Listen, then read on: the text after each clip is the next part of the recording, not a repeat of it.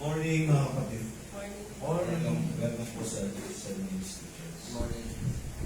Tayo po mga manalangin.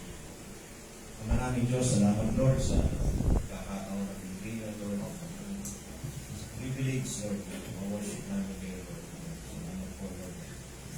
Nawa Lord, may isang tabi muna namin mga worries, Panginoon, mga problem, iisip namin Lord, mga problema Panginoon. May focus namin mind Lord, aming isipan, aming puso, aming kalya, ang worship namin kayo, Spirit and salamat sa umaga ito, Panginoon. Thank you, God. In Jesus' name. Amen.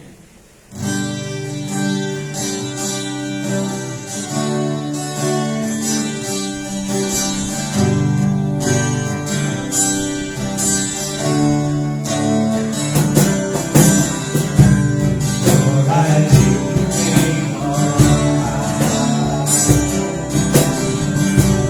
Lord, I love to sing your praises.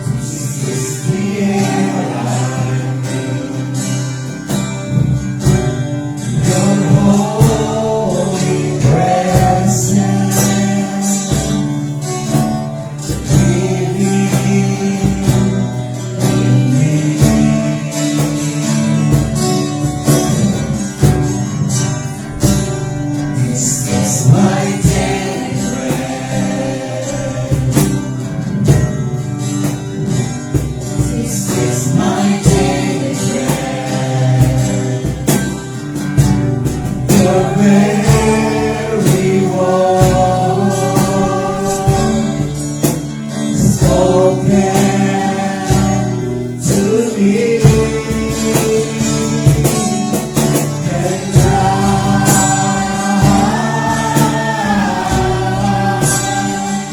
I'm desperate for you.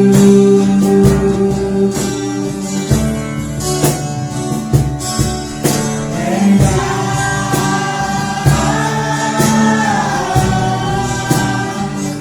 I'm lost without you.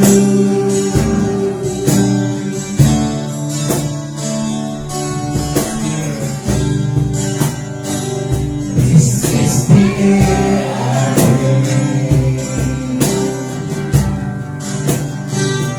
This is the air I breathe. Your holy presence living in me.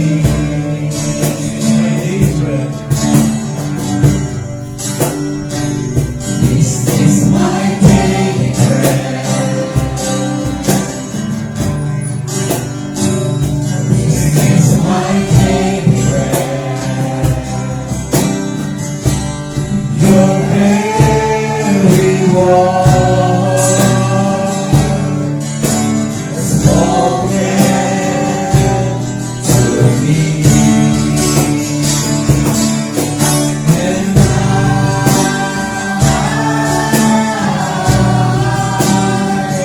I'm desperate for you.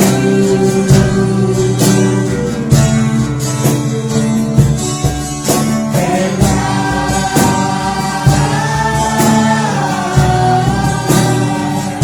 I'm lost without you.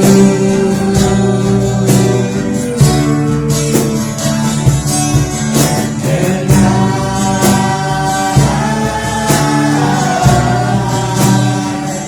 I'm desperate for you.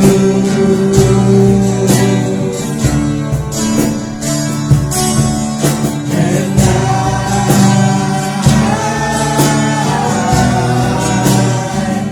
I'm lost without you.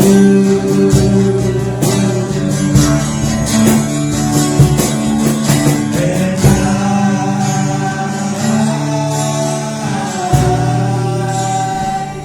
I'm desperate for you.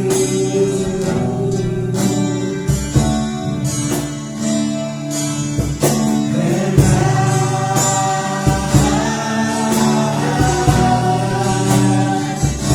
I'm lost without you.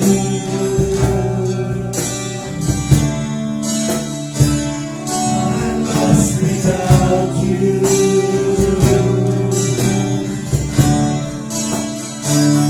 I'm lost without you.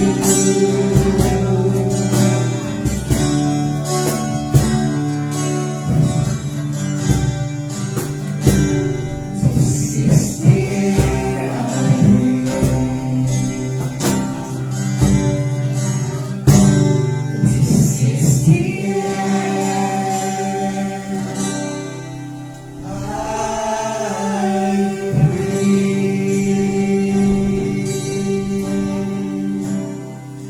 Yes, Lord. Salamat po, Lord, sa inyo. Salamat sa inyong banal na salita, Lord. Pagpapabuhay, Panginoon. Salamat sa banal na Espiritu, Panginoon, na magbibigay ka sa amin ng kalakasan, Lord. At hininga, Panginoon. Opo, thank you, Lord God. Ano pa sa umalit ko, Lord God, ay patuloy ng pagpalayan, Lord, ng pastor, Panginoon, ay patuloy siyang gamitin, Lord, para maging daluyan ng iyong blessings, Lord, at pagpapala. Salamat po sa umaga to, Lord, sa inyo lang po papuri, pasalamat. Sa pangalan ni Jesus at po ang aming pangalan.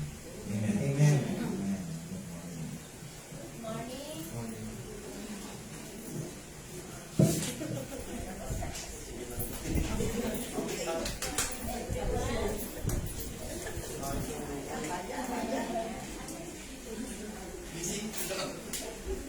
Hindi ko alam.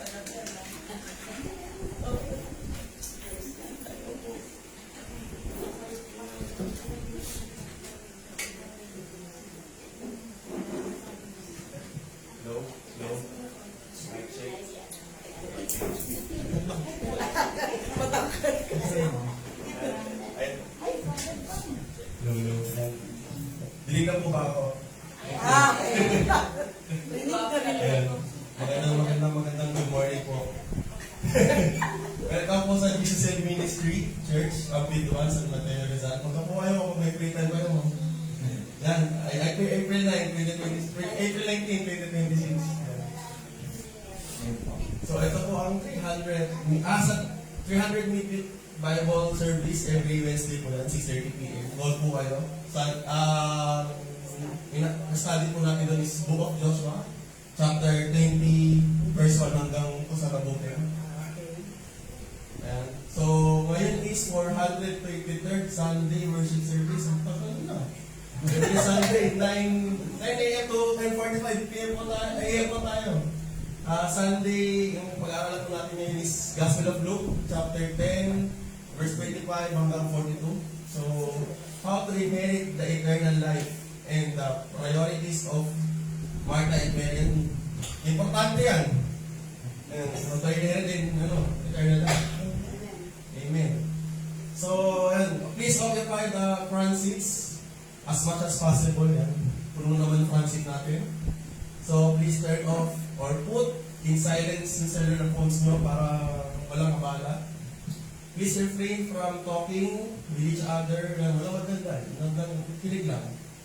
Please take the best care of our church Bibles. Siyempre, para tumagal. And the offering box. Yan, kung kinakalabit po kayo ni Lord doon, kaysa ipang scatter nyo, kung kinakalabit kayo ng Diyos. So please follow, subscribe, and hit the notification bell kay Father Zandy for more updates. Ay, Pastor!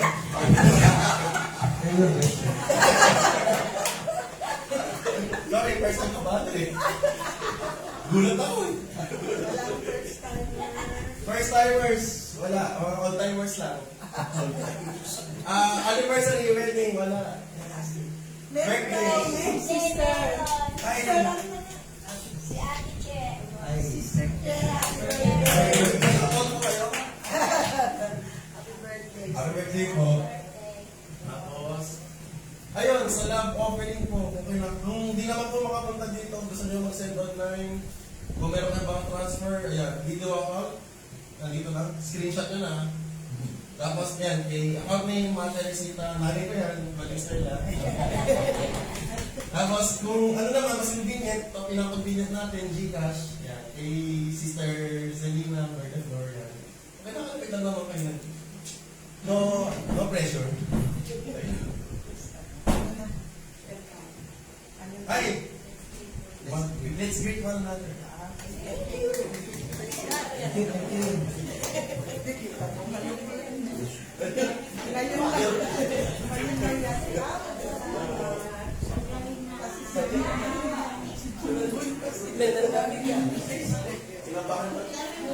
Morning, Father Sandy.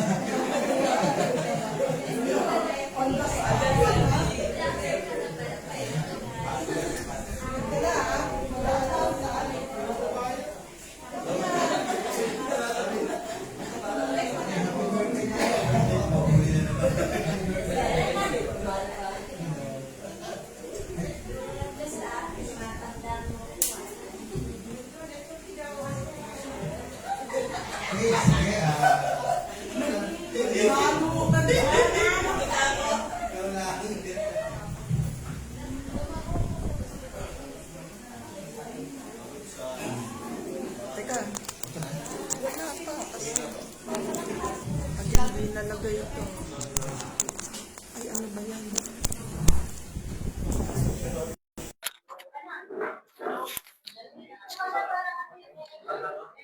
Good morning, everyone. Magandang salamat. Happy birthday kay Sister. Ano pangalan po ulit, Sister? Che, Sister Che. Magandang umaga po. Okay, salamat. In-ordain po ako ni Bishop. Bishop, ano ba to? Christian. Thank you, Cardinal. In-ordain na rin kita. Tinatask yung position mo. Naging Father Saldi. Anyway, magandang umaga po. Okay. Ito po ano lang naman to, no. Meron po kasing nag-speak kay Lord. So anyway, pinadadala naman. Pero kung halimbawa, willing to serve the Lord, kung malayo man kayo sa pamamagitan ng financial blessing sa church, kung kayo ay kinakausap. There is no pressure, mga kapatid. Kaya salamat kay Lord sa inyong biyaya, sa inyong pagpapala na ibinabahagi. Ito po ay para sa atin. Tayo po ay sinusukatan ng Lord kung paano tayo mag-bless. It is not the person or the church na binibless nyo. It's about you, kung paano ka mag-respond sa pakikipag-usap ni Lord sa iyo. Sabi nga ni Pablo, it's better to give than to receive. Okay, let's go to Luke chapter 10. Tapusin na po natin to, chapter 10. Mahaba po yung chapter 10. Sa gabay at tulong ng banal na Espiritu ay patuloy tayong pinagpapala. Higit sa lahat, ito po ay salita ng Panginoon na napaka-blessed po sa atin lahat. Dismiss na yung mga bata, no? So mamaya po ay loobin ni Lord na patuloy tayong gamitin ng Panginoon para sa sharing ng street evangelism. Dalawa po yung ating share. Actually, ito nga, ganda ng title natin, How to Inherit Eternal Life. And then, second section, tungkol naman kay Martha and Maria. So mamaya po, magkaroon tayo ng street evangelism, tapos meron tayong tracts dyan, plus isa pang invitation para sa children's fellowship. Ang tawag doon? Film showing. So yung film showing na yon, may workshop, may worship, may film showing, activities na related sa panonoorin. Biblical po, para sa mga bata. So bago pang lahat, kung maalala ninyo, last week teaching natin, bumalik po yung 70 disciples. Nagalak na galak, lahat po sila ay galak na galak.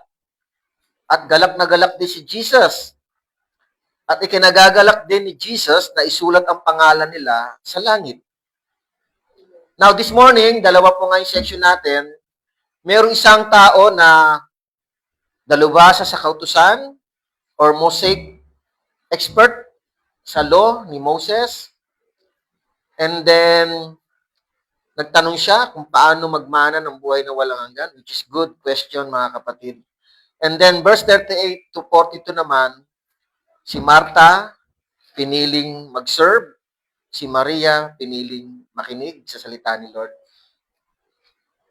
Tingnan natin, nawa, maano natin oras natin kasi po, pwede kasing hiwalay itong kay Martha at kay Maria, but nawa, mabless po tayo sa umagang ito. Sige po, let's pray. Dakilang Diyos, Ama, lumikha ng lahat, na ang dahilan nyo ay para kami ay matuto sa iyo, makilala ka namin, na walang ibang pwede magpakilala kundi ang inyong bugtong na anak na si Jesus. Salamat po lahat sa mga kabutihan ninyo, Ama, na ito ay grace na hindi karapat-dapat matanggap ng sino mang makasalanan, ngunit salamat po, kami po ay tumanggap ng biyayang ito. Salamat po sa oras nito, nawa, madakila namin kayo at tulungan niyo rin po kami umupo sa iyong paanan tulad ni Maria na pinili ang mga bagay na ito na hindi kukunin sa kanya ang makinig na iyong salita. Tulungan mo kami, Lord, na ang salita mo ay magkaroon ng makapangyarihang pagpapala sa aming isip, sa aming puso, buong kaluluwa at buong lakas upang ang mga bagay na ito ay makapag-respond sa iyo. Sabi mo nga, love the Lord with all of your heart, mind, soul, and spirit, and strength. So, without the Holy Spirit and the Word of God, mahihirapan kaming gawin ito. Kaya, Lord God, gabayan niyo po kami ng iyong banal na Espiritu. Ang salita mo ay magwagi sa amin sa oras nito. In the name of Jesus, we pray. Amen. Parang nag-feedback. Okay. Sige. Okay naman bro, yung ano. Thank you. Okay, yun. Hello? Pwede na bang ano? MC? Salamat kay Brother Christian, no? Well prepared, no? On the spot ba? Okay, verse 25. Okay, let's go now. Lucas 10, verse 25. Okay, na-pray na ako. Sabi rito, no, at may isang dalubhasa sa kautusan ang tumindig upang si Jesus ay subukin na nagsasabi, Guro, anong dapat kong gawin upang magmana ng buhay na walang hanggan? By the way, mga viewers, magandang umaga po sa inyo. Salamat sa inyong pagsusubaybay at pag-review. Kung kayo po'y malapit dito, sana maka-fellowship namin kayo. So, isang dalubhasa sa kautusan. In NIV, expert in the law. Sa New King James, a certain lawyer. May kaiba pa rin ng konti sila, no? Perhaps ito ay a Jewish scholar specializing in the Mosaic law, the Torah, or religious law.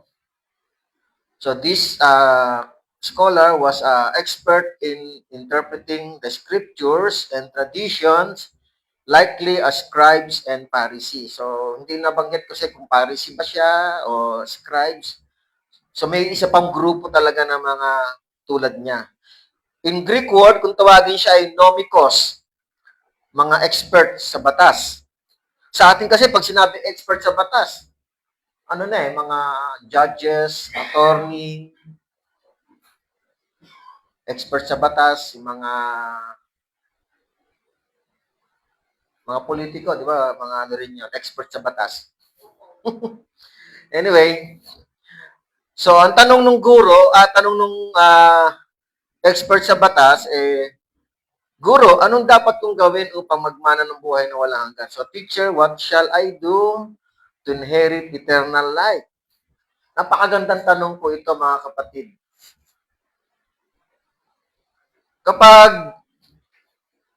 Kapag may pumupunta po sa inyong mga taong nag-aalok ng produkto, ang unang tanong ay, anong mapapakinabangan ko dyan? Pag ako ay naniwala, pag ako ay kumuha, ano yung benepisyo? Ngayon, mga kapatid, itong guro na ito, hindi pa nila kilala si Jesus. But the good questions, eksakto sa taong nakakaalam, at perpektong nakakaalam kung paano magmamana ng buhay na walang hanggan. So magandang tanong po ito. Sa ibang salita, paano makakapunta ng langit? Di po ba? Ito pa yung ibang view. Hindi po nila alam, ako po naniniwala na hindi nila alam na si Jesus ay galing sa langit. Pero dito, dahil dito, sinasabi, tumindig siya upang si Jesus ay subukin. So alam ni Lucas, yung intensyon ng guro na ito. Kasi ano pa, alam niyo yung yung mga expert sa law, hindi lahat, pero hindi maiwasan na may konting yabang, di ba? Magaling ka sa batas eh. Di ba? May konting yabang. Susubukan niya yung isang tao na ito, na guro, bagamat di ginagalang niya, pero ang intensyon niya ay subukin. Okay? So, anong dapat kong gawin? So, dalawa lang po yung tanong na ganito nakarehistro sa Bible. Yung una, yung rich man, young ruler. Sa Luke 18, dadaanan natin yon, verse 18. Matthew 19:16, Mark 10:17, one person lang yon, isang tao lang yon. At ikalawa ito, na nagtanong, ano ang dapat kong gawin upang magmana ng buhay na walang hanggan? Actually, magandang tanong po ito, at eksakto po ang tanong sa nakakaintindi. Bakit po eksakto yung tanong sa nakakaintindi, sagutin ito? Kasi pag tinanong ako, sa literal na kautusan, halimbawa, sa literal na usapan, yung parang katotohanan, pero pagpalagay natin kwentong kanto lang, pwede ko sabihin, hindi ko alam bakit nanggaling na ba ako sa langit. Di ba? Good question. Good answer naman yon. Parang pilosopo lang ang dating. Pero ang totoo, sino nakakaalam papuntang langit? Sino nakakaalam ng buhay na walang hanggan? Eh, nag-iisa lamang si Jesus mula noon hanggang ngayon na nanggaling sa langit. Amen? Walang bumaba sa langit mula noon hanggang ngayon. Wala pang bumababa. Para magsabi na ito ang tamang daan, ito ang tamang daan, ito ang matuwid na daan, patungong langit. Pwede magsalita nito yung mga galing sa langit na si Jesus.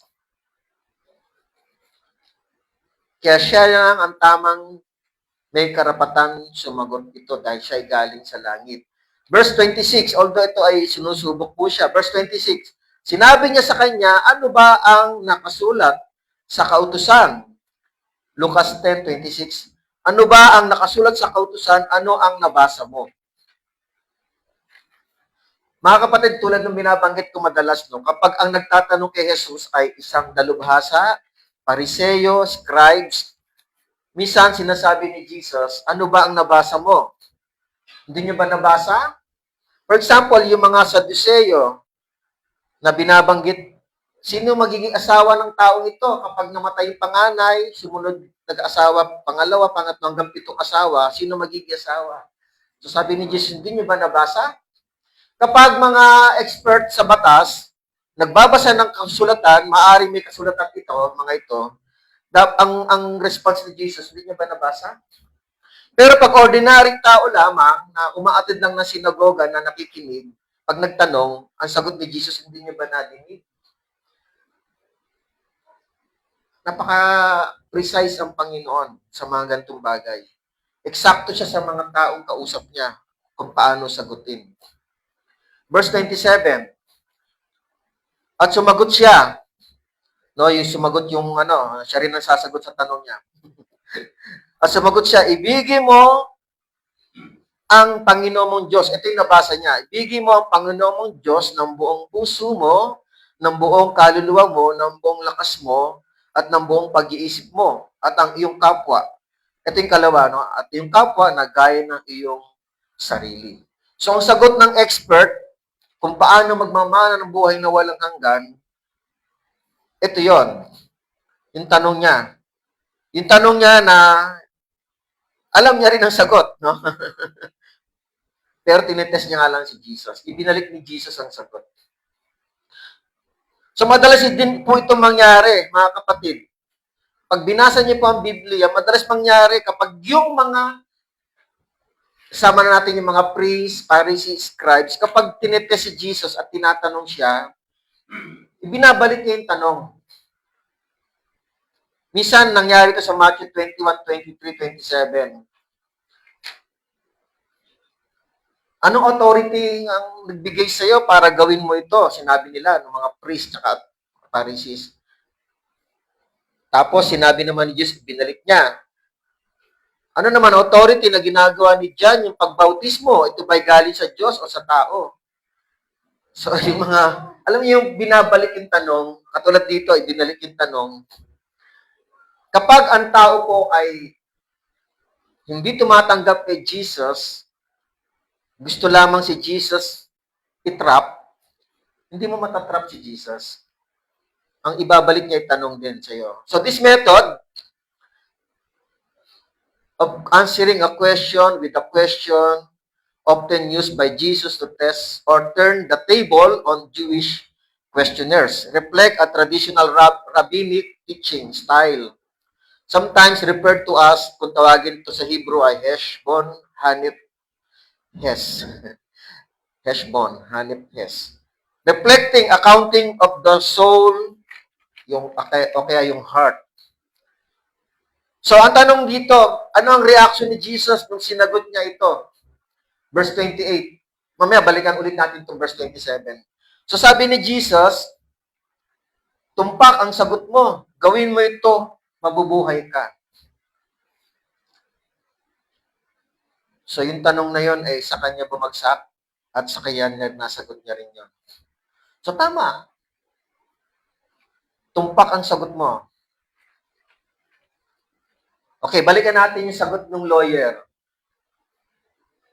Actually, itong verse 27, ibigin mo ang Diyos, ang Panginoon mo Diyos ng buong puso mo, ng buong kaluluwa mo, ng buong lakas mo, at ng buong pag-iisip mo, at ng iyong kapwa na gaya ng sarili. Kung tawagin to ay Shema Commandments, written in Deuteronomy chapter 6, verse 4 to 5. Shema Commandment is the central affirmation of faith in Judaism. Actually, ito po yung parang nakapokus sila dito kapag sila ay nag-aaral, parang kumbaga hindi ko naman eksaktong, parang it's an anthem or parang tatak ito ng mga Judaismo para ano yung prayer nila, nire-recite po nila ito. Kung di nga ako nagkakamali, ito yung nakalagay din sa hindi, iba pala. Inisip ko yung sa tassel, iba pala. Usually, ang pagkakaintindi ko, para na-share ko na ito sa Old Testament, sa mga Hebrew, mga Hudyo, itong Shema, i-correct niya lang ako, pero parang naalala ko na itong Shema na ito, itong verse 27, inilalagay nila sa gilid ng pintuan nila. Ang alam ko, even today, yung mga Hudyo, itong Shema na ito. Ibigay mo ang Panginoon Diyos ng buong puso mo, ng buong kaluluwa mo, na i-research na lang po ninyo. It is a daily pledge of allegiance, prioritizing love and total devotion to God. At ikalawa, sinabi rito para magmana ng buhay na walang hanggan, at ang iyong kapwa na gaya ng iyong sarili. Ibig sabihin, ibigin din ng kapwa na gaya ng iyong sarili. Actually, nirecode po ito ni Jesus na may nagtanong sa kanya in Mark chapter 12, verse 29. Sabi niya, alin ang mahalagang utos? Sabi ni Jesus, love the Lord with all your heart, mind, soul, and spirit, strength. And second, love your neighbor as you love yourself, diba? Sa verse 31. Mark 12:30 tsaka 31. So, ito rin kasi because Jesus is Jewish. Alam ni Jesus kasi Hudyo rin siya na alam niya yung dapat niyang gawin kung ano yung pinaka-standard na batas ng Panginoon. So sabi nung ni Lord, tumpak ang sagot mo. Actually, kanina binanggit ko, no, ibig sabihin nung by the way, yung Shema, no? Pero yung second part, in Hebrew, ang haba So, hindi ko nakalagay dito, ipa-flash ko sana yung pangalan o tawag dito sa second commandment sa mga Hebrew. Ang ibigin mo yung kapwa na gaya yung sarili. Mahaba So, hindi ko nilang pina-flash. Verse 29. Tama, 29. Tuloy tayo, mga kapatid. So, tama yung sagot ng lawyer. Verse 29. Subalit, sa pagnanais niya na ipagmatuwid ang kanyang sarili, ay sinabi kay Jesus, at sino ang aking kapwa? So, hindi pa siya natapos magtanong. So, nakikita ni Luke, di natin alam kung si Luke ang nakakita or may nagkwento sa kanya na in-interpret na itong taong ito ay nung nagtatanong kay Jesus ay meron siyang personal intention.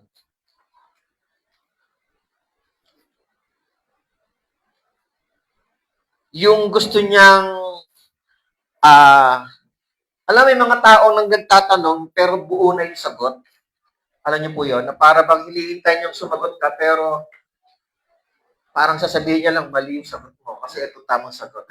Hindi siya nagtatanong out of yung parang hindi niya alam, kundi nagtatanong siya kasi alam niya. So ito yung ginagawa ni lawyer.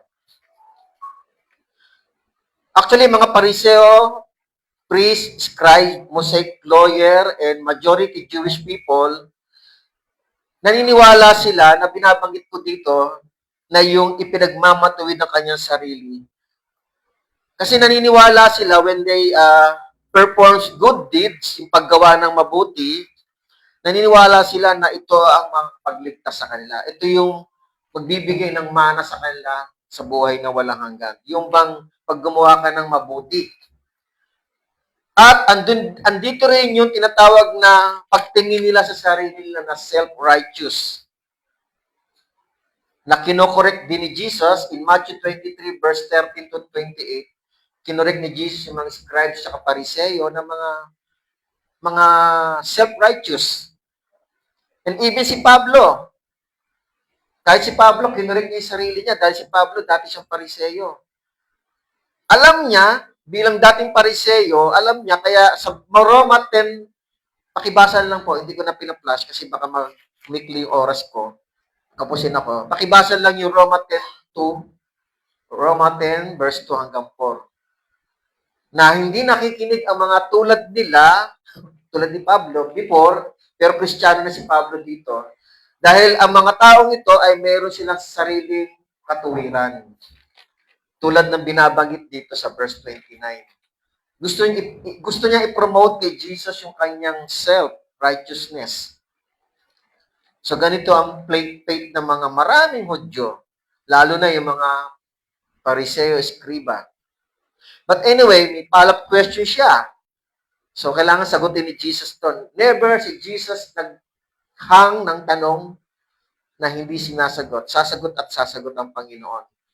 Kasi the more na ang Panginoon ay sumasagot, the more na maraming natututo. Amen? Katulad natin. Natututo tayo sa mga encounter ni Jesus sa mga tao nito.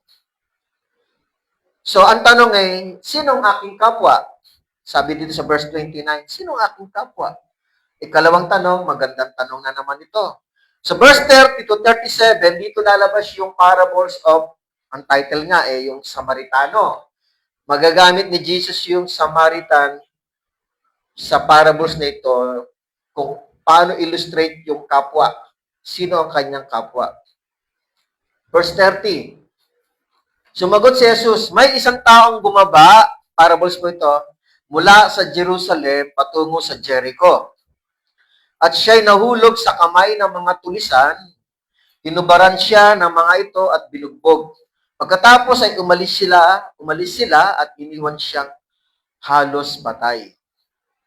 So mayroon pong isang tao galing Jerusalem patungo sa Jericho.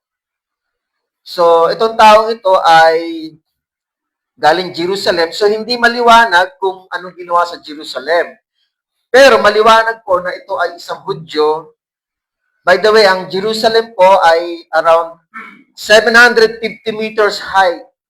Ang height niya above sea level, mataas po. And a dangerous 17 to 18 miles steep downhill road. Medyo mabigat po yung slope niya pababa. And Jerusalem is the center of religious activities for the Jews. Wala po nakalagay kung anong purpose po nung lalaki iyon. Pwedeng galing sa church, pwedeng galing sa temple, pwedeng nangangalakal. By the way, kasi ang Jericho is a city of palm, kung tawagin, and a prosperous, warm oasis city, and a major hub for trade, agricultural, and commerce activity. Jericho is also a rich and famous area. Due to its pleasant winter climate, it was a popular residence for wealthy Romans and Jewish elite. Yung mga may kakayahan na Hudyo, dito nakatira. Kaya, posible na ito ay nangangalakal, businessman, na hinold up, hinubaran ng damit, na ang damit niya ay nagsasalita na mayaman, pati damit kinuha. Actually, si Zacchaeus, taga rito rin. Dadaanan natin yan. Luke 19 verse 1. Kaya mapera, no? Tax collector, But anyway, mayaman, may kakayahan, so walang itinira. Iniwan po siya ng mga tulisan na hubad, tinubaran, binugbog. Kawawa naman. Pagkatapos ay umalis sila at iniwan siyang halos patay. Anyway, parables po ito na ini-illustrate ni Jesus kung sino yung kapwa na dapat mahalin. Sabi sa pangalawang utos, according to sa verse 27. So, ang tanong dito, may iniwan daw na tulisan, sinaktan, at halos patay na. Verse 31. Actually, sasagutin din ito niya. Nitong lawyer na ito. Tuloy lang natin. Verse 31. At nagkataong bumababa sa daang iyon, may tatlong tao dito babanggitin. Verse 31, may bumababa sa daang iyon, ang isang pari. Nang kanyang makita ito, siya ay dumaan sa kabilang panig. Okay. So mga pari po, lalo na mga pari, sila po ay nagre-recite, pinagpipray nila, lagi sila nagpipray ng Shema. Deuteronomy chapter 6 verse 4 to 5 at saka Leviticus 19:18, yung pagmamahal sa kapwa. Kabisado po nila ito. Pero nakita nila yung duguan, lumihis po sila. Mga kapatid, sa Old Testament, napakaraming record po ang mga priest na hindi nagugustuhan ng Diyos. In Malachi chapter 2 verse 7 to 8, nagdi-disrespect po sila sa Panginoon. Ezekiel 34 verse 2 to 4, Ezekiel 22 verse 26 to 28, Jeremiah 23 verse 1 to 2, lahat ng mga paring binanggit sa Old Testament ay ito yung mga panahon na hindi na nagugustuhan ng Lord yung kailang paglilingkod sa Kanya. Na hindi na makatao, yan. Kaya, itong parables na ito is, totoo lang, nangyayari sa panahon na iyon. Kaya totoo po ito. Pero siyempre, ginagamit ni Jesus para maunawaan itong taong ito kung ano yung ibig sabihin ng kapwa. Verse 32. Ito yung pangalawang tao. Verse 32. Gayon din, ang isang Levita, nang dumating siya sa lugar na iyon, ay kanya nakita ang taong iyon, siya ay dumaan sa kabilang panig. Ang pari noon ay galing sa lahi ni Levi. So ito naman ay Levita, pangalawa, na mga workers din sa church. Karamihan dito, mga gumagawa, kumikilo sa loob ng templo, mga worshipers, mga umaawit sa Diyos, ano pa? Sa madaling salita, batay sa example ni Jesus, maaari mayroon tinatawag na activities sa taas, sa templo. Ang mga bumabang ito, maaaring galing sa paglilingkod sa Diyos. Pero ano nangyari? Nang nakita rin yung tao nakahandusay na duguan, marahil duguan, siya ay dumaan sa kabilang panig. Siya ay dumaan sa kabilang panig. Kung yung parit dito, siguro siya sa kabila. So walang ginawa po. Deadma sa taong sugatan. Pero maaari, galing sila sa templo, nag-serve. May pangatlong tao. Ito po yon. Verse 33. Subalit ang isang Samaritano, so very specific yung pari, Levitico, Samaritano. There is no name. Walang binanggit na pangalan, but yung identity nila, priest, Levites, and Samaritan. So dito, Samaritano, dumaan sa paglalakbay ay dumating sa kanyang kinaroroonan. Hindi po ito galing sa templo, hindi po yun pumupunta sa templo ng Jerusalem. Kasi po ang worship place po ng mga Samaritan ay Mount Gerizim. Mount, tama, no? May white? Pero sabi dito sa verse 33, dumating doon sa kinaroroonan, hindi lumihis. At nang kanyang makita ang taong iyon, siya ay nahabag. So magkaiba. Yung dalawa, nung nakita yung taong ito, sila ay lumihis. Yung isang, Levitico, lumihis. Ito naman, nung nakita ay nahabag. So ito yung kinukwento ni Jesus. Tuloy ko lang, verse 34. Kanyang nilapitan siya at tinalian ang kanyang mga sugat. Pagkatapos, binuhusan ng langis at alak. Pagkatapos, isakay sa kanyang sariling hayop, siya ay dinala sa bahay panuluyan at inalagaan. Actually, very famous itong version na to eh. Marami nga gumagamit sa mga title ng mga tindahan. Samaritan, The Good Samaritan. Nakatikim na kayo ng ube noon? Good Samaritan. Ginagamit ito madalas. By the way, yung langis po ay ginagamit para tumuyo yung wounds, yung sugat. Oil is also used for the healing, like mentioned in James chapter 5, verse 14 to 15, Isaiah 1, verse 6.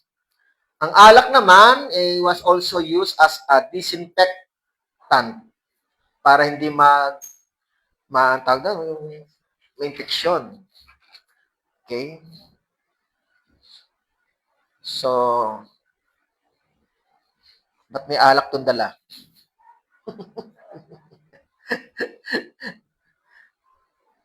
May oil siyang dala. But anyway, sana tayo? Verse 34, no? So, dinala siya, inakyat siya sa hayop niya, siguro donkey. No, yung hayop na ginagamit niya sa sinasakyan niya. Kung titingnan natin kung donkey po ito, siguro hindi kasya ang 2 tao sa donkey, siguro isa lang, no?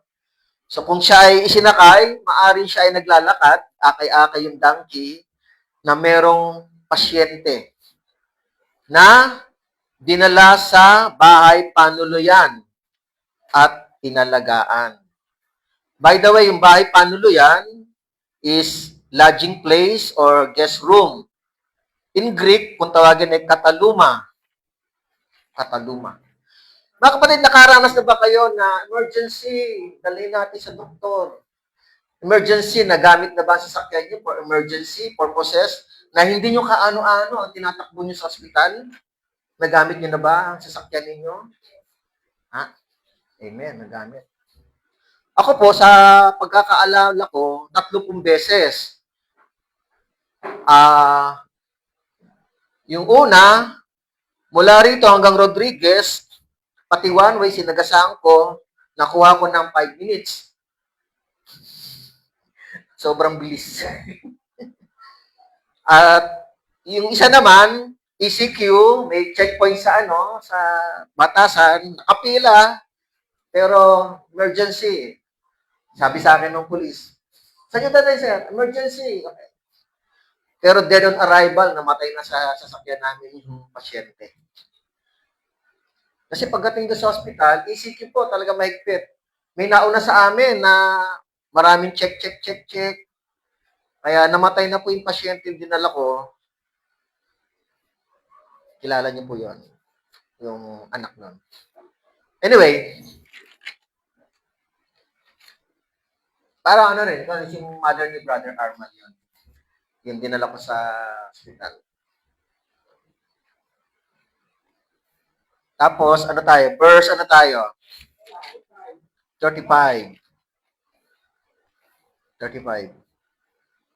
Nang sumunod na araw, so dinala sa bahay panuluyan, nang sumunod na araw, dumukot siya ng 2 denaryo at ibinigay sa may-ari ng bahay panuluyan. At sinabi niya, alagaan mo siya at sa anumang karagdagan mo panggastusin ay babayaran kita sa aking pagbabalik. So, binigyan siya ng 2 denaryo. So, iniwan yon, alagaan mo siya, sabi pagbabalik, dadagdagan ko pa yan.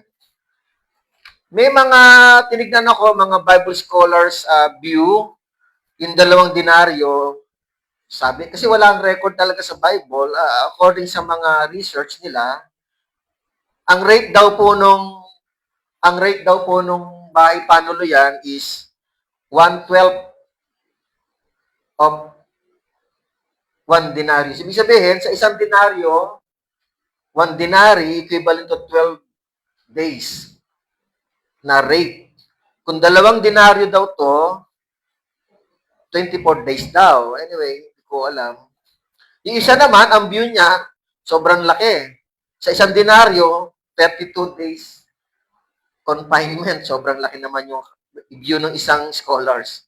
But anyway, ang mahalaga po dito, hindi na yon. Ang mahalaga, nakita nung Samaritano yung duguan, maaari, at almost dying na, ito po ay naawa siya. Ang importante dito yung awa. At hindi lang po yon, na-extend po yung kanyang ano. Ito yung awa na minsan ang tao naaawa, pero walang response. Ito yung awa na hindi lang sympathy, kundi ito yung empathy, na meron kang action na ginawa. Hindi lang po yon. Bumunot ka ng pera para sa kanya. Isang denaryo, mga kapatid, ang value noon ay isang araw na rate. Isang araw na rate na tao. Kaya kung siya ay magbibigay ng 2 denaryo, hindi ito ordinaryong tao, may pera po ito. Kasi imagine mo kung siya ay nagwo-work, ibibigay niya ba ito? O kaya kung sabihin natin mahirap siya, 2 araw na rate mo sa trabaho, ibibigay mo para dito. But anyway, sa madaling salita, siya yung sabi sa innkeeper, yung bahay panuluyan na may-ari, alaga mo siya at sa anumang pagkaragdagan mo pang gastusin ay babayaran kita sa aking pagbabalik. So, ibig sabihin, binigay yung pera, wala nang siyang utang. Kung kukulangin man, babalik siya sa aking pagbabalik. Babayaran kita sa aking pagbabalik. So, mga kapatid, ito yung kwento ni Jesus. Kasi mamaya tatanungin niya, iba na yung kwento sa verse 36. Ibabalik niya yung tanong sa lawyer eh. So, ibig sabihin, whatever po, kung naman ang kwento ni Jesus, sure yun, babalik yung Samaritano. Amen? Babalikan niya yon. Whatever. But anyway, tingnan natin. Verse 36. Balik ang tanong kay lawyer. Ano sa palagay mo? Sabi ni Jesus, after na maikwento niya yung Samaritano. Ano sa palagay mo? Alin sa tatlong taong nagbigay siya ng example, ang naging kapwa-tao sa nahulog sa kamay ng mga tulisan. So verse 37, at sinabi niya, ang nagpakita ng habag sa kanya. Sinabi sa kanya ni Jesus, humayo ka at gayon din ang gawin mo. So, ibig sabihin, panibagong tumpak na naman to. Di ba? May sa verse 28, tumpak.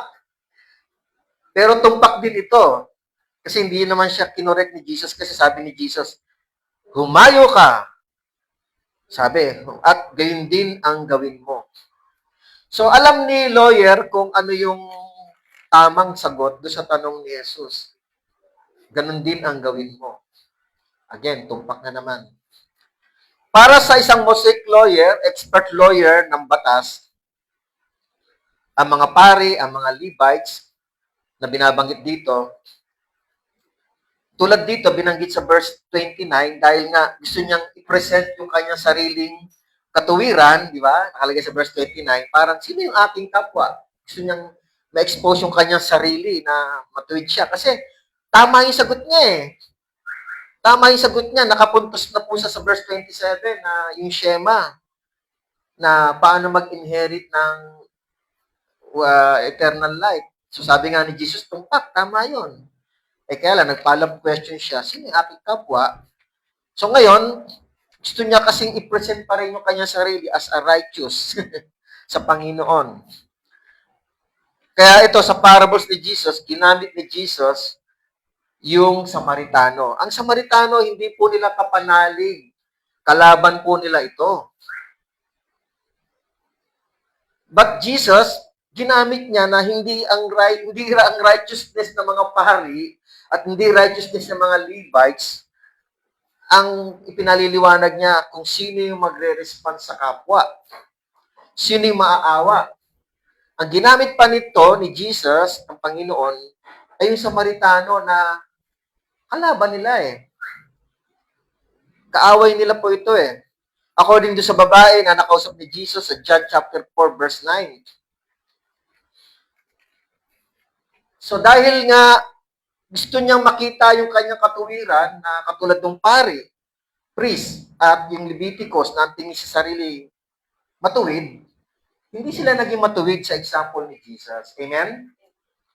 Sila ay bumaliwala doon sa taong nangangailangan ng tulong. Sino ang nag-response? Isang kalaban, Samaritano. By the way, si Jesus po, siya po ang number one nire-represent ng Samaritano dito. Why? Kasi nga lahat naman tayo naging kaaway ng Panginoon. At ang tingin ng mga Hudyo sa mga Samaritano ay second class citizen. Hindi lang po yon. Ang tingin nila sa mga Samaritano ay may demonyo. Actually, ito po ay accusation nila kay Jesus. Tingnan natin, John 8:48. Sumagot ang mga Hudyo sa kanya kay Jesus, hindi ba tama ang aming sinabi na ikaw ay isang Samaritano at mayroon kang demonyo? Ganon ang mga Hudyo sa mga Samaritano. Ang tingin may demonyo. Perhaps ito'y nanggaling doon sa 1 King chapter 18. Ang Samaria po ay naging sentro ng Diyos-Diyosan ni Jezebel nung siya ay naging asawa ni Ahab. At sila po ay, ang mga Samaritan kasi, ang mga Hudyo kasi during the time ng First King, ay nakipag-asawa sa mga tulad nung Jezebel, na anak ni Baal, na mga hindi Hudyo. Kaya ang tingin sa mga Samaritan ay pangit tignan. But during the time of Christ, nagagamit sila ni Jesus. Now, ang tanong, bakit po ang example ni Jesus ay Samaritano? Bakit po kaya? Perhaps, ito po yung akin lang pagkakaunawa. Wala naman pong binabanggit direkta. Doon sa John chapter 4, doon nagsimula po ito, nang mamit ni Jesus yung Samaritanong babae, nag-iigib sa Jacob's well. Kasi 2 years and a half, gap, nauna po yon bago itong Luke 10. Namit ni Jesus po ito sa city of Sychar, city of Samaria, John chapter 4, verse 1 to 42. Nauna po ito. So, namit ni Jesus ang una, Samaritana.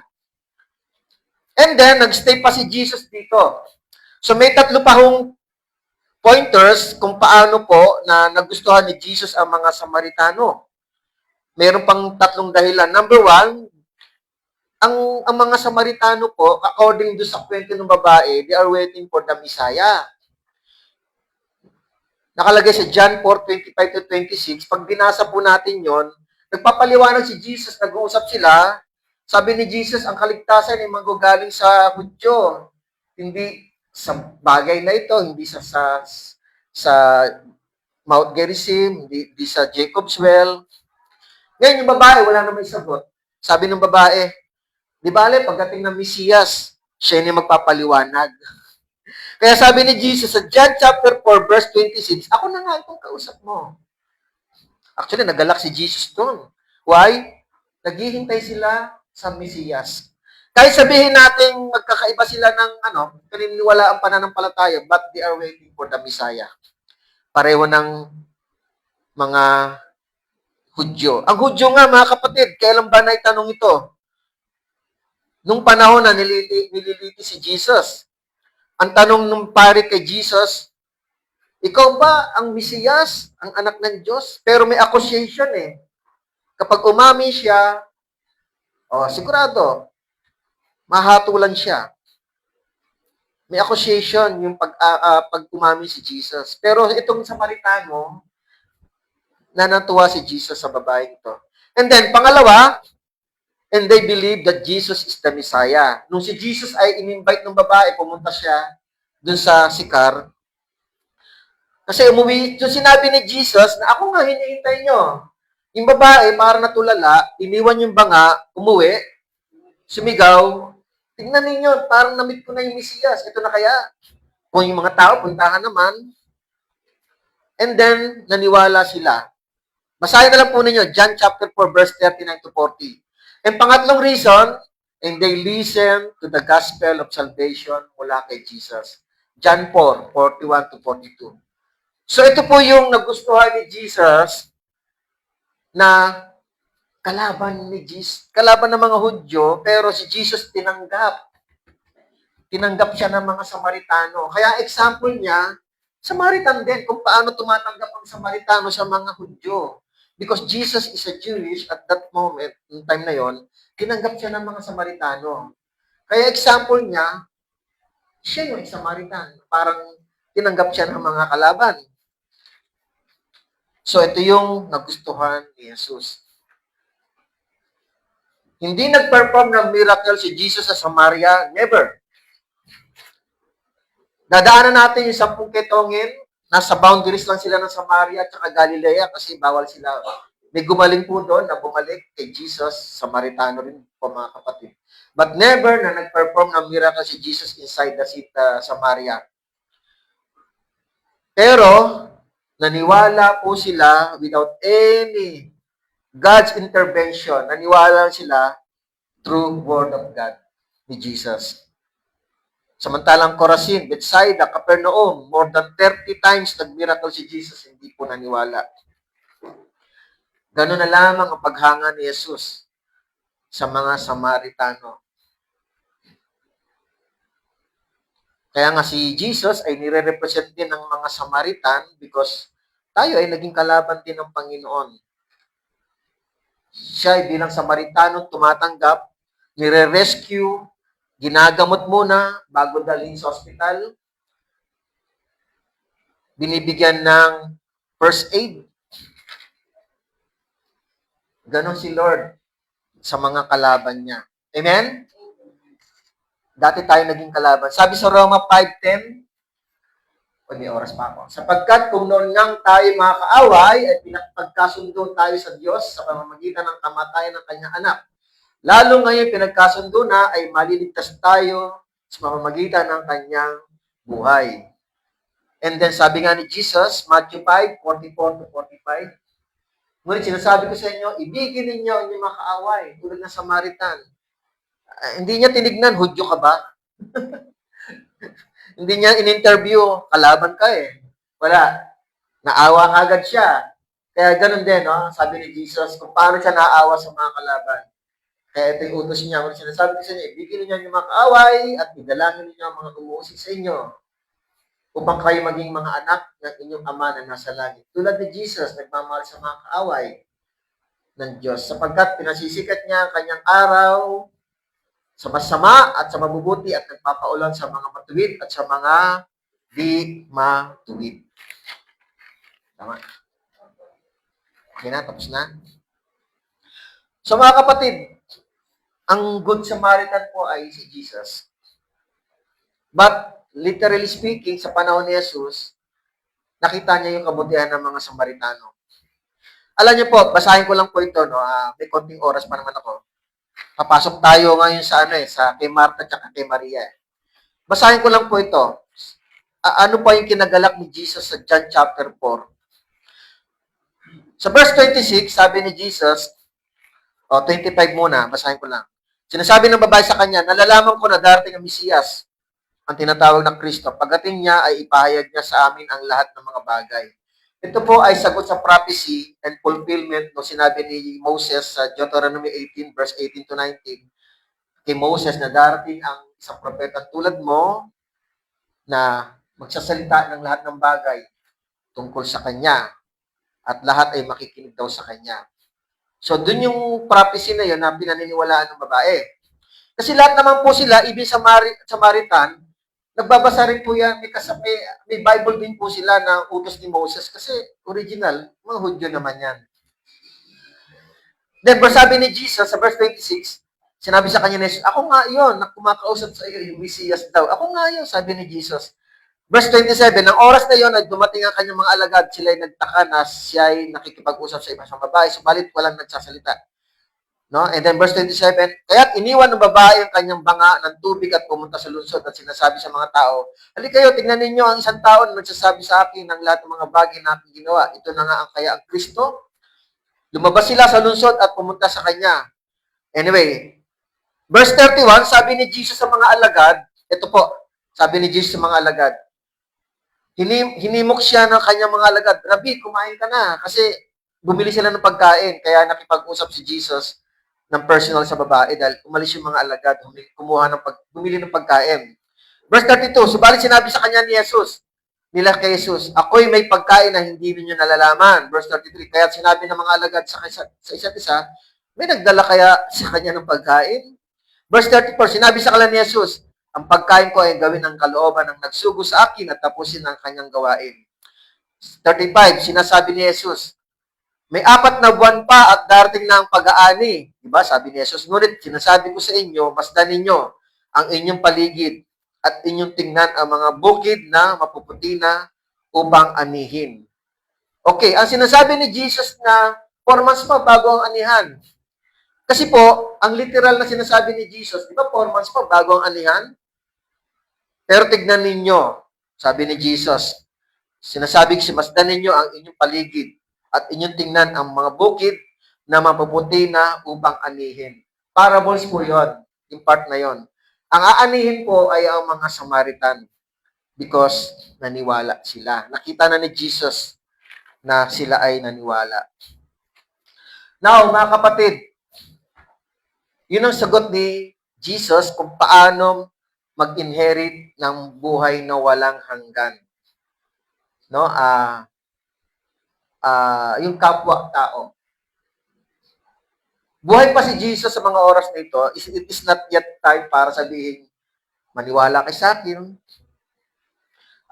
Hindi pa enough para sabihin ni Jesus yung sinabi ni Pablo sa Roma 10:9 that if you believe that Jesus is your Lord and maniwala ka na siya namatay at muling nabuhay, you will be saved. Hindi pa time para sabihin nyo kasi hindi pa naman namamatay si Jesus. So sa pagkakataong ito, yun muna ang sinagot ng Panginoong Yesus. Now, verse 38 to 42. Wow, ito ay panibagong blessing na naman sa atin, mga kapatid. Tingnan natin yung, dito po, sa study na to, si Martha at si Maria, ito po yung tamang examen. Kung ating ang paglilingkod ba ng isang tao ay acceptable kay Jesus o hindi. Ito po yung tamang sukatan. How to serve the Lord. Amen? Verse 38, sa pagpapatuloy nila sa kanilang lakad, pumasok siya sa isang nayon. Isang babaeng ang pangalan ay Marta ang tumanggap kay Jesus sa kanyang bahay. Okay. Baka po may magtaka kasi pag tayo po ay nag-aaral, kung kayo po ay malalim sa observation, pwede nyo sabihin po ito, teka lang, pastor, di ba nasa ano yan? Nasaan sila? Nasa lugar ni Marta. Ano ba lugar ni Marta? Tsaka ni Maria. Bethesda ba? Or, tingnan natin nakalimutan ko yung place Wait lang So, John 11. Tama ba ako, Bethesda? Or Bitanya. Okay. Andito po si Jesus sa oras nito sa Bitanya. Ang Bitanya po ay 3 kilometers lang po ang layo southeast of Jerusalem.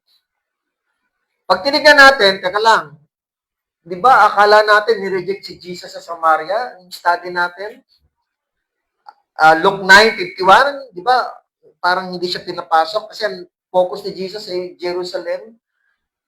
Pero ngayon, bakit parang nasa Jerusalem na sila? Bakit parang nakarating na sila rito? Nasa Bitanya to which is correct po. Tama po yon. Kaya lang ito nga po, 3 times kasi binanggit dito, no? Dito ang punto lang ni Jesus, actually ng author. Una, bagitin ko muna. 3 times na encounter, mababasa natin sa encounter ni Jesus, ito sa siblings na ito, magkakapatid. 3 times lang po ito nangyari. Ito yung kauna-unahan na mababanggit yung magkakapatid, si Maria, Marta, tsaka actually si Lazaro hindi mababanggit dito. But sa bahay punto nila Marta. Ito yung first time. Yung second time, John 11, nung namatay si Lazaro at muling nabuhay. Ikatlo, John 12.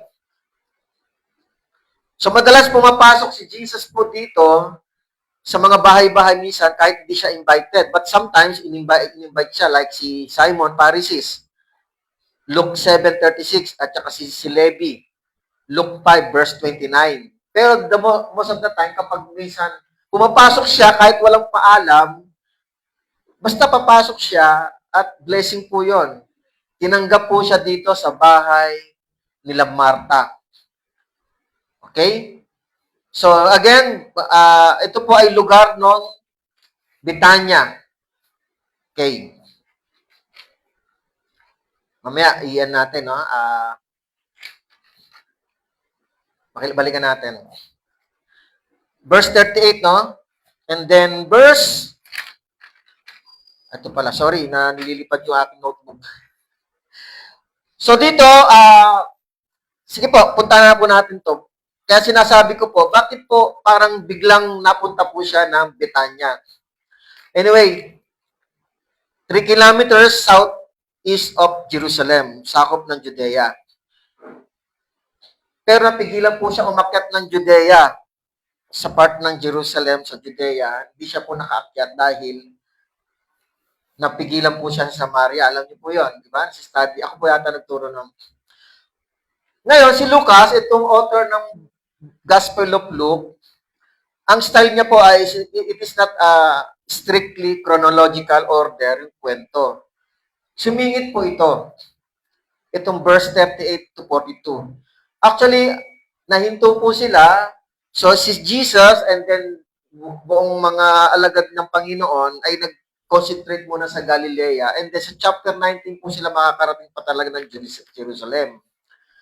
Now, ito ay nasingit, which is part po ito ng Judea. Very close sa Jerusalem, 3 kilometers lang.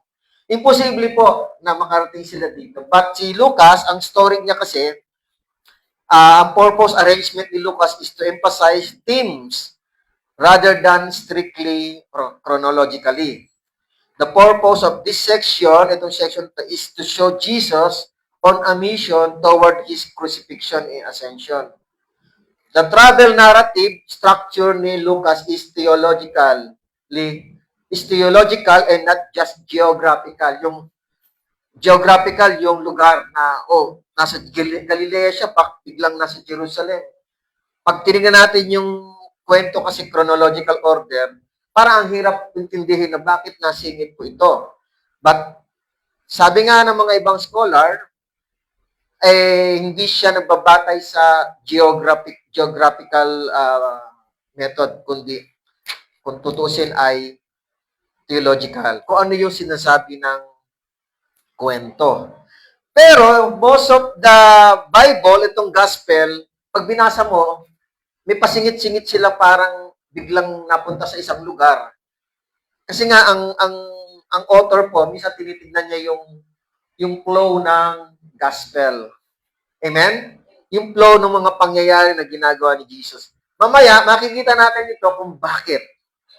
May dahilan po kung bakit bigla siyang pumasok dito. Kaya tama lang na magkarugtong po ito ngayon. Okay, bumisita si Jesus kasama mga mahari apostol. So si Marta po ay tumanggap sa kanila. Basahin ko lang po, verse 39. At siya ay may isang kapatid na tinatawag na Maria na naupo sa paanan ng Panginoon at nakinig sa kanyang salita. Okay. So si Jesus po ay nagtuturo. Dahil umupo si Maria, nakikinig sa kanyang salita. So maliwanag po nagtuturo. And then, sabi ko nga sa inyo, 3 times po itong nangyari na kwento na ito yung una. Mamaya, titignan natin yung closing natin. Gagamitin natin yung sequence ng event na ito. Kung paano sila nagkita-kita at kung ano ang development ng faith nila. Okay? So verse 40, tuloy ko lang po. Ngunit, si Maria o si Marta ay naaabala sa maraming paglilingkod. Siya'y lumapit sa kanya at sinabi, Panginoon, wala bang anuman sa iyo na pinabayaan ako ng aking kapatid na maglingkod na mag-isa? Sabihin mo nga sa kanya na tulungan ako. Okay. So sa New King James, binabanggit Marta was distracted with much serving. So nakapokus po si Marta sa paglilingkod. Samantalang si Maria, binanggit sa verse 39, na nakaupo, nakikinig sa salita ng Panginoon. Mga kapatid, lumapit po si Marta. Hindi po ito simpleng salita lang. Ito po ay merong reaction. May konting galit. Parang disrespect po kung tutusin ginawa ni Martha kay Jesus. Na-interrupt po, nagtuturo si Jesus. At kung tutusin, kung titignan natin, no, siya lang ang mag-isang kumikilos, gumagawa, samantala ang lahat ay nakikinig. Kasi sabi rito, no, sabi sa verse 40, naglilingkod lang ako na mag-isa. Siya lang mag-isang kumikilos. Trabaho niya lahat. Sabagay, hindi biro po ang kumilos, lalo na kung ang guest mo, naging dalawang apostol, si Jesus, at saka iba pang mga sumusunod sa kanya. But very close yung tono, maaari, because kaibigan sila ni Jesus. Tinuri silang kaibigan.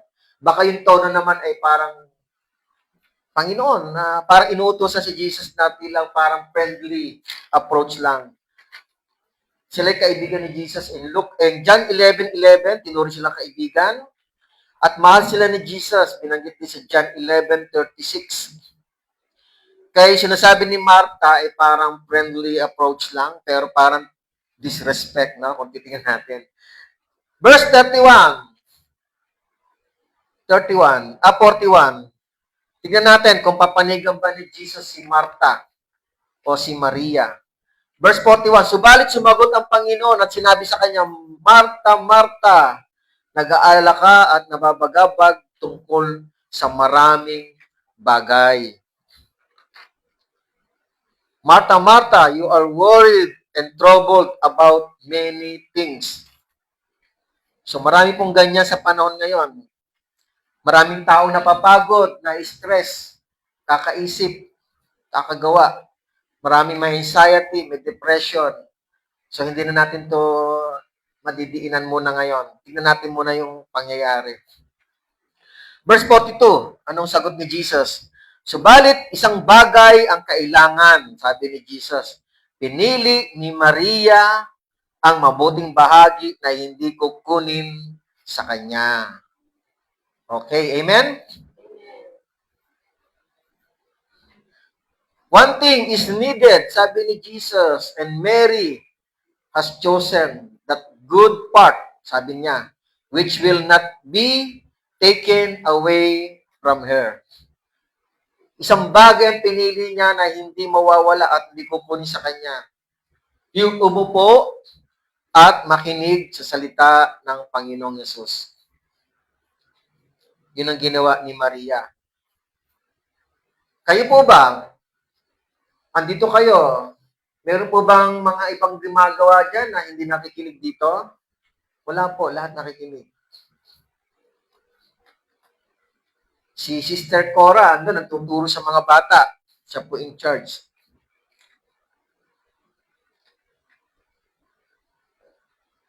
Mag-isa lang kumikilo si Martha. Kasi hindi siya nakikinig, hindi siya umuupo.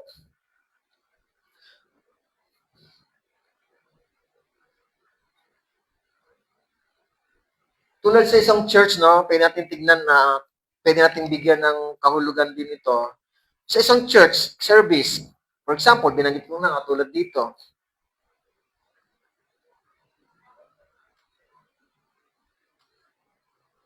Bihira pa mangyari, no, na sa isang church, bakit? Iba't iba po ang church. Pero sa panahon ni Jesus, bihira pa mangyari na si Kristo ay dadalo sa bahay mo, magtuturo, abala nga, pwedeng abala sa pagkain, pag-inumin, pero hindi naman, kung titignan natin, pumasok si Jesus sa isang bahay, hindi niya asahan na siya ay maghahandang kumain. Hindi tulad ni Simon, the Pharisees, inimbitahan si Jesus para kumain. So, expected ni Jesus, kakain siya. And ganoon din si Levi. Pero dito, tumuloy siya, kung bakit talaga ni Jesus ay para magturo. The priority must be to listen to God's word, mga kapatid.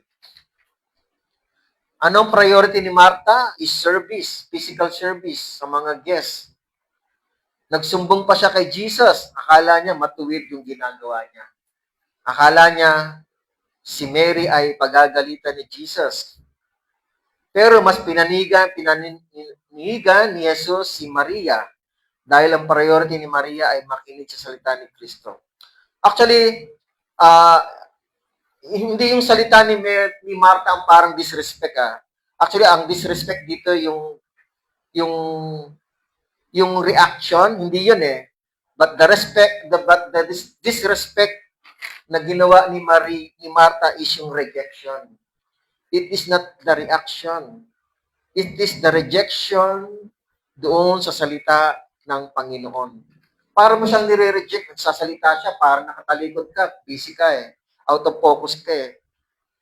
Rejection po yon. John 12:48, sabi dito ni Jesus, ang nagtatakwil sa akin ay hindi tumatanggap sa akin mga salita. Ay mayroong isang humahatol sa kanya. Ang salitang aking sinabi ay siyang hahatol sa kanya sa huling araw. Bakit? Pero dito sa pagkakataong ito, natutuwa ako na at least maaga, parang hinatulan si Martha ng tamang correction. Hindi sana mangyayari ito kung di siya nag-react. Pero because of reaction, maganda na rin na malaman natin na alin ba ang mahalaga? Ang serbisyo, pisikal, o pakikinig na salita ng Panginoon?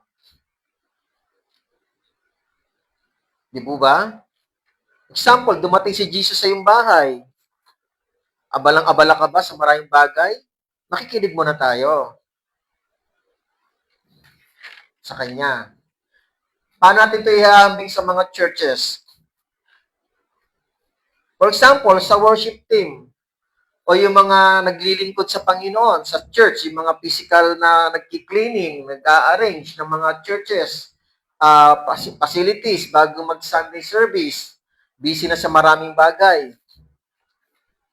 Ginagawa yon before the service. Ito po, nakita ko po ito noong 1990s, parang 91, 92. Naging part po ako ng worship team sa Quezon City, sa Domingo. Nakita ko to at minsan nakikita ko rin sarili ko na after ng worship, pag may mga seminar kami, nasa likuran kami, hindi kami nakikinig. Kumpwentuhan na lang. Feeling namin parang nakapaglingkod na kami kay Lord. Mali po yun. Amen? Siguro, nangyayari ito sa ibang mga worship team na after ng worship, hindi na makikinig ng salita ni Lord. Hindi po yun. Mali po yon. After ng linis, uuwi na. Nakapag-serve na ako eh. Hindi po yun, mali po yon. Priority pa rin ang pakikinig ng salita. Serving God without the Word of God is futile. Walang pakinabang po ang serbisyo ng tao sa Diyos kung hindi naman siya nakikinig ng salita ng Panginoon. Wala pong silbi. Kahit napakahusay mo pa, sa paglilinis, sa pag-aareglo ng mga mixer, sa worship, kahit napakahusay pa ng performance. Minsan nakikita namin sa YouTube, ay mga 5 na parang 5 bagay na parang very lesson daw sa mga worship, kung ano ginagawa. Parang very galing ng mga performance, pero kulang sa Word of God.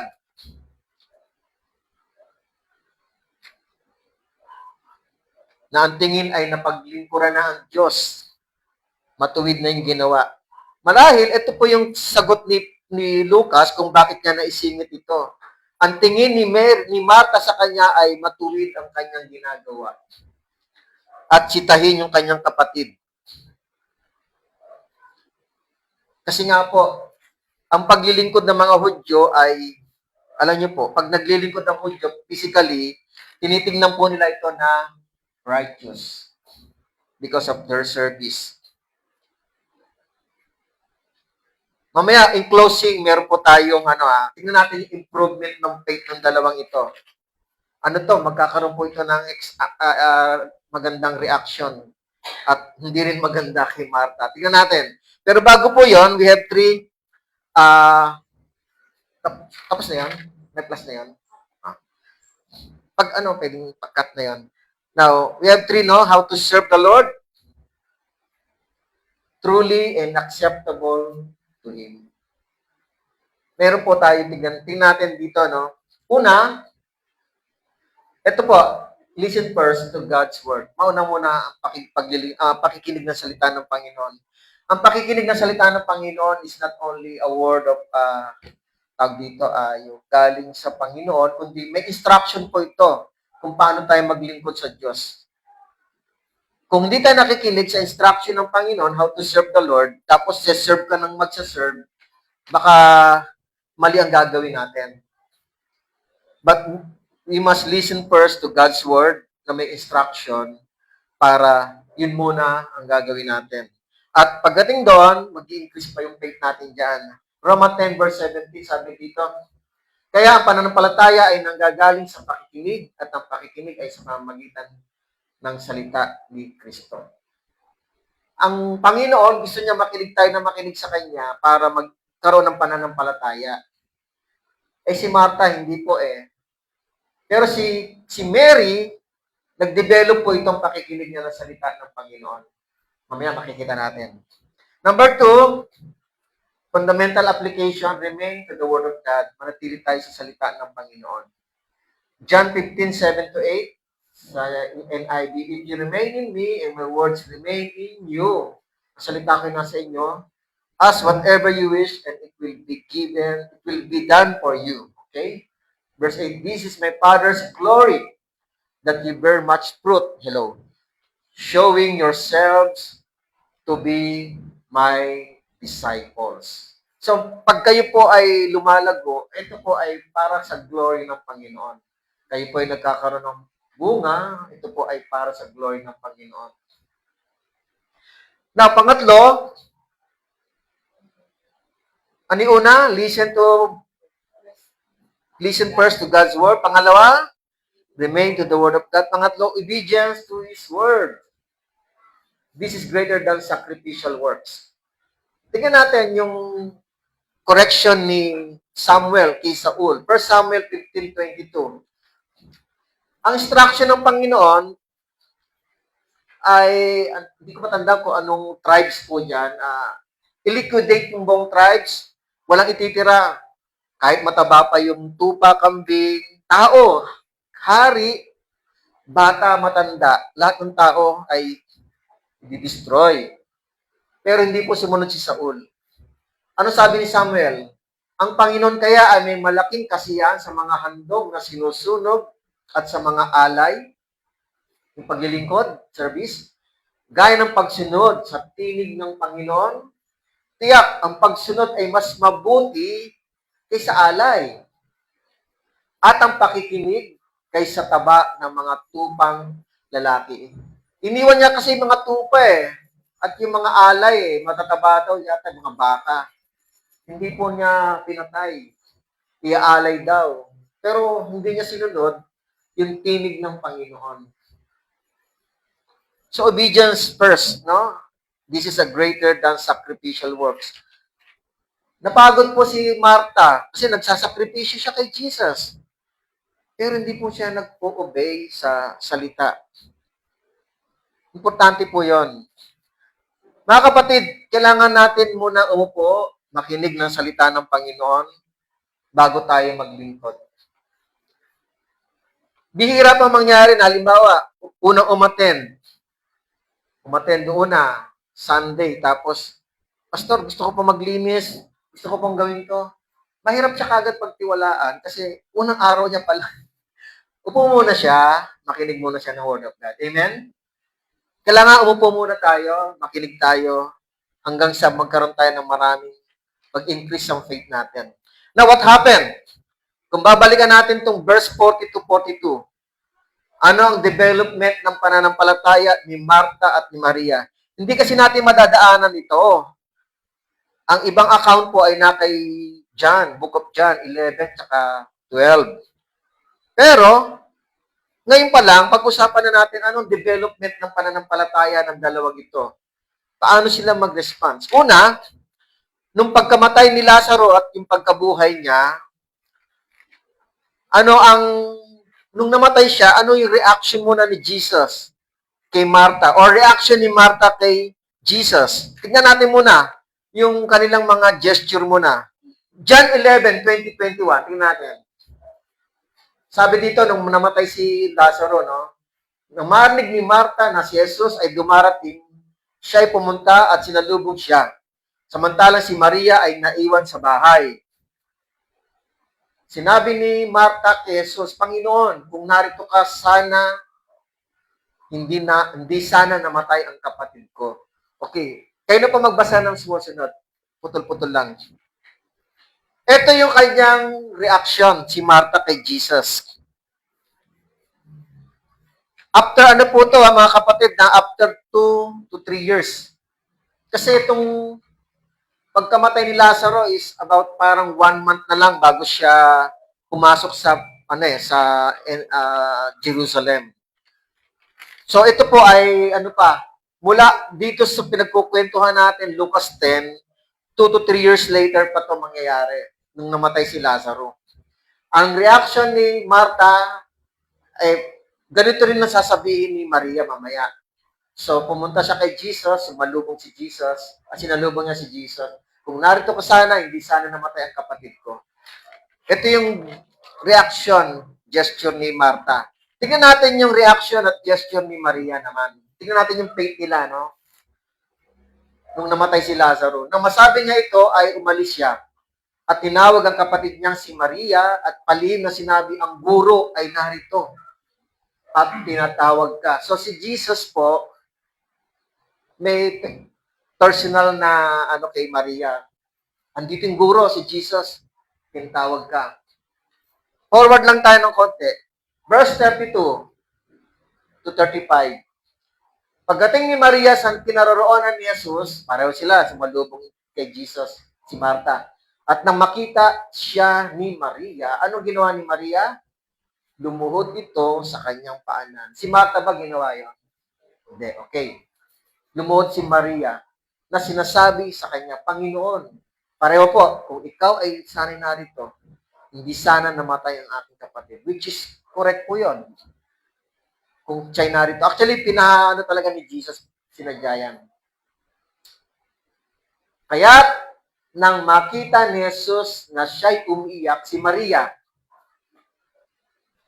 pati na ang mga Hudyong dumating na kasama niya, siya ay nabagabag, si Jesus, sa Espiritu at nabahala. Okay. Sino umiiyak? Si Maria. Kaibigan po nila Jesus yan, ni Jesus.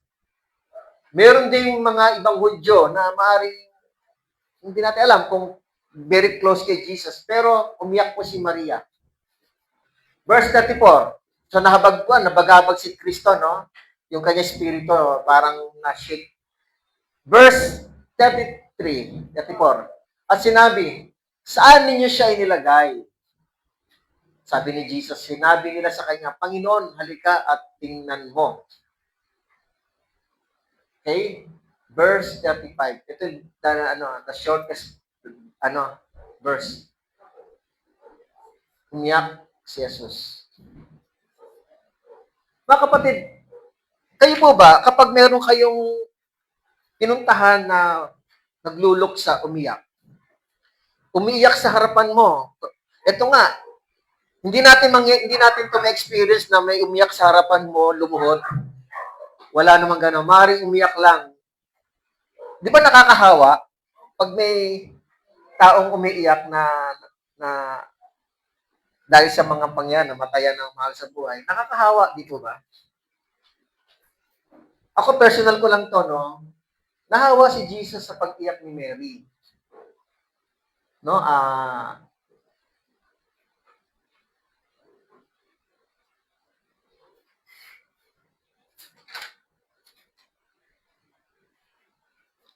Si Jesus, sa verse 34, pakitingin. Saan niyo siya inilagay? Sinabi sa kanya, Panginoon, halika, tingnan mo. So, pinakita sa kanya yung libingan. And then, saka umiyak si Jesus. Okay. So, ano yung Pag tinignan niyo yung faith ng dalawa, may pagbabago na, di ba? Si Maria, si Martha, very strong yung personality ni Martha, no? Hindi ko alam, baka lang panganay siya. Very strong yung personality niya. Si Maria ay para bang medyo baka iyakin siya. Pero mga kapatid, no, yung gesture ni Maria ay lumod kay Jesus bilang pagrespeto. Si Martha, very friendship yung approach niya kay Jesus. Panginoon, sabihan mo naman si Maria. Pero si Martha, hindi friendship ang respeto niya kay Jesus, is Lord. Amen? Lumuhod eh. Maria, Lord, Savior, Guro. Iba yung kanyang pagtingin kay Maria. So sa bawat magkakapatid, iba't iba yung pagkilala kay Jesus. Naniniwala ba kayo? Sa mga magkakapatid, iba-iba. May malalim, may mababaw, mayroong wala. Walang reaction kay Jesus. So yung impact ng faithfulness ni Maria kay Jesus is very powerful. Nakakahawa. Napaiyak si Jesus. Actually, ito lang yung umiyak si Jesus. Very close po yung family ni Mary sa kanila, kay Jesus. Kaya yung pakikinig ng salita ni Maria kay Jesus na umuupo siya para makinig is well improved. Amen? Nag-i-improve. Si Martha, parang wala. But anyway, tingnan natin. Mamaya, tingnan natin, meron pang isa pa. So ito yung chapter 11. Okay? Now, binuhay po ni Jesus si Lazaro, mga kapatid. So, yung development ni Martha at ni Maria, tignan naman natin after ng resurrection ni Lazaro. Tignan natin yung reaction naman ni Martha. John 12:1-2. Ito pa yung ikatlo account. 6 na araw bago magpasko, buhay na po si Lazaro dito. 6 na araw bago magpasko ay pumunta si Jesus sa Betania na kinaroroonan ni Lazaro na muling binuhay ni Jesus mula sa mga patay. Verse 2, siya ay pinaghanda nila roon ng isang hapunan. Ano ang ginawa ni Martha? Si Martha ay naglilingkod pa rin. Hindi pa rin nagbago, no? Naglilingkod pa rin.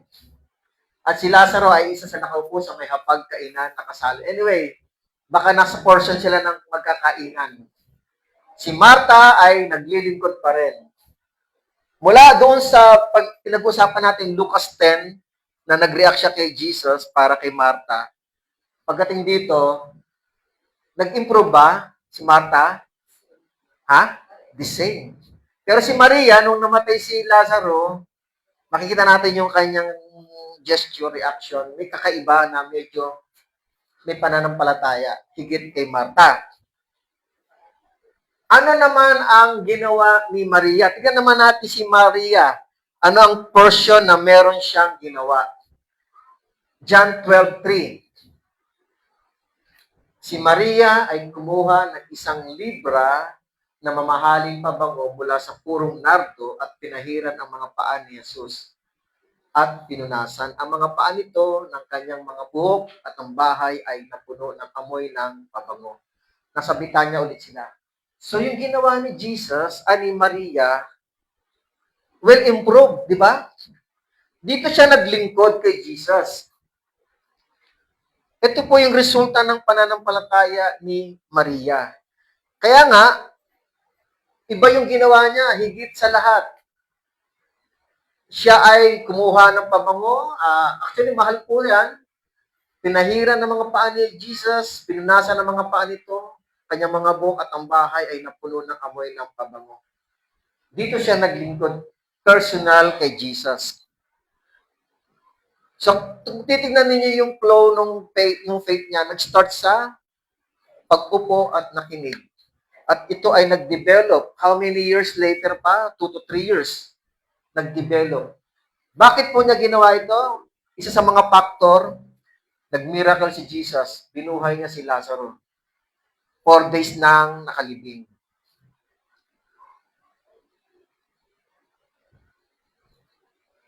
So mga kapatid, Ito po yung final reaction na makita mong paglago ng pananampalataya ni Mary nung binuhay yung kanyang kapatid. At siya ay nagsimula lang makinig kay Jesus. Kaya mga kapatid, yung development ng faith, napakahalaga po yon. Madali naman maglingkod once na tayo ay equipped ng salita ng Panginoon. Maging equipped muna tayo. Makikinig muna tayo. And then darating ang time, ang Panginoon, ang Holy Spirit, ay kaya niyang udyukan tayo to serve the Lord. Darating talaga yan at panahon na yan. Magkano yung nardo? Pag binasa niyo po yan, verse 4, 5, 6, 7, si Judas ay sasagot, sayang, binenta na lang sana binigay sa mga mahihirap. Mahal po. Okay. Mahal po yun. So, mga kapatid, kung tutusin, 2 beses nakaranas ng paratang si Mary. Itong Mary. Una, pinaratangan siya ng kapatid niya, inaccuse po siya ni Martha. Pangalawa, dito, inaccuse po siya ni Judas. But, ganun talaga. Kapag ikaw ay naglilingkod sa Panginoon ng tama at matuwid, hindi maiwasan na akusahan ka. Amen? Hindi minsan maiwasan na ang ginagawa mo ay pag-aaksaya lang. Tulad ng sinasabi ni Judas. At sa atin niya, more or less, si Martha, pinagkamalan siyang tamad. But, sabi ni Jesus, itong salita ng Panginoon na pinakikinggan ni Martha ay hindi kukunin sa kanya. Amen? Sabi niya sa last verse na pinag-aaralan natin, pwedeng bawiin ng Panginoon ang mga salita na nanggagaling sa kanya kung hindi naman ito lumalago. Example niya yung parables of the talent. May 2 po doon na binigyan na lumago at yung isa sa dulo, binaon sa lupa. Hindi lumago. So, binawi ng Panginoon. So, yung salita ng Panginoon, napakahalaga. Kaya yung salita ng Panginoon, kayamanan niya sa inyo. Kapag ating isa sa buhay po ito, kung ating itong pagyayamanin, ito po yung tutulong sa atin para magkaroon tayo ng buhay na walang hanggan. Amen? Kaya pala, sa tingin ko lang, kaya magkarugtong to dahil dire-represent po ito katulad ni Martha na ang tingin niya sa sarili niya ay self-righteous, matuwid. Pinagsabihan si Jesus at si Maria na hindi matuwid yung ginagawa, si Maria. So mga kapatid, nakita natin yung improvement ng faith. Amen?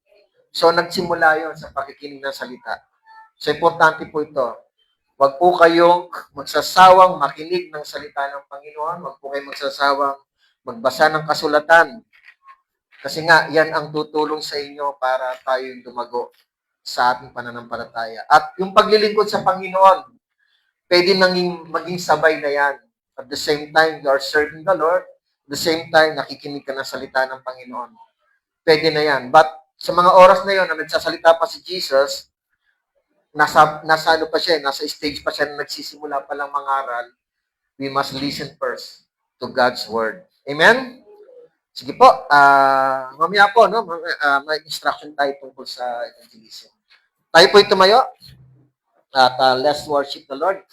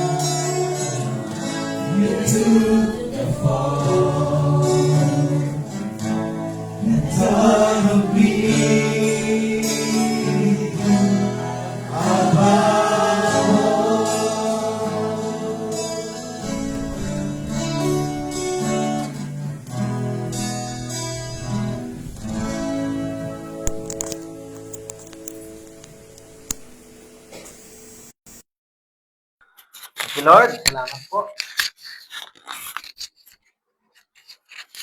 Panginoon, dalangin namin sa oras nito, patuloy po na ang mga salita mo ay pangunahin, maging priority namin sa buhay namin, Lord. Ang mga salita mo ay, sabi nga ni Peter, Lord, John 6:68, ang salita mo ay eternal na buhay. Hindi po ito ordinary, Lord. Hindi po ito isang salita lamang ng ordinaryong tao. Ito ay salita mo, Panginoon. Ito ay salita ng Diyos. Galing sa langit, galing sa Ama, galing sa inyo, Panginoon. Kaya nga, ang salita mo ay hindi lamang napapakinggan, kundi dapat isinasa buhay. Ang pagsasabuhay ng salita mo ay serbisyo, Panginoon. Yun ang service. Yun ang paglilingkod mo. Namin sa inyo. Pag kami ay tumutupad sa iyong mga salita, yun ang buhay. Buhay ng isang taong naglilingkod sa iyo. Ina-apply upang ito ay maging buhay. Amin, Diyos, patuloy namin tinataas sa inyo ang mga kapatid, Lord, na may nararamdaman. Dalangin ko po si Caleb na may nararamdaman po, aming Diyos. Patuloy kong tinataas sa inyo ang mercy para sa kanya. Even si Kim, Lord, sa kanyang health, Lord, sa kanyang sikmura, Panginoon. Patuloy ko rin tinataas sa inyo ang complete healing, Lord, ni Brother Nelson, Lord. Recovery. Salamat, Panginoon, sa successful na blessing, Lord, ng operation niya, Panginoon. Patuloy ko tinataas sa inyo, Lord, ang aming gagawin, Lord, sa oras nito. After this, Lord, ay binibigyan nyo kami ng ministry or Street evangelism, Lord. Dalayan ko po, Panginoon, na pagpalain niyo po kami, katulad ng ginawa mo, Panginoon, sa 70 disciples. Pangunahan po kami ng banal na Espiritu at gabayan po kami ng Ama na ituro kami sa lugar na tatanggap sa iyong salita, sa mga kaluluwa na magkakaroon ng atensyon sa iyong salita. Panginoon, pangunahan niyo po kami, ingatan niyo po ang bawat isang kaluluwa na hahayo, share ang Ebanghelyo, at pagpalain niyo po ang mga bata na magiging candidate sa darating pang Friday para sa Kids Show Week. Maraming salamat, Panginoon, at nawa, Lord, ay makapiling makasama namin ang presence din ng mga angels na patuloy na maggabay sa amin, Lord.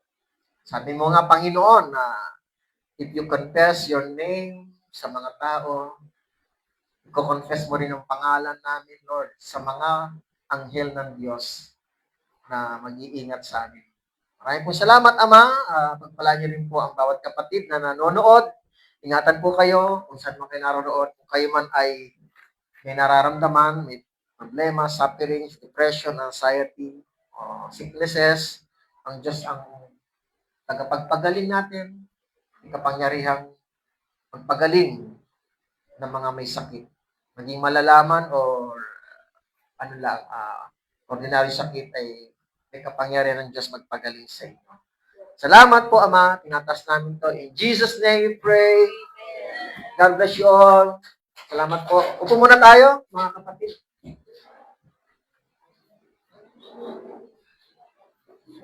Pumunta na sa lugar mo eh. Ha? Sabi ni Jesus niya.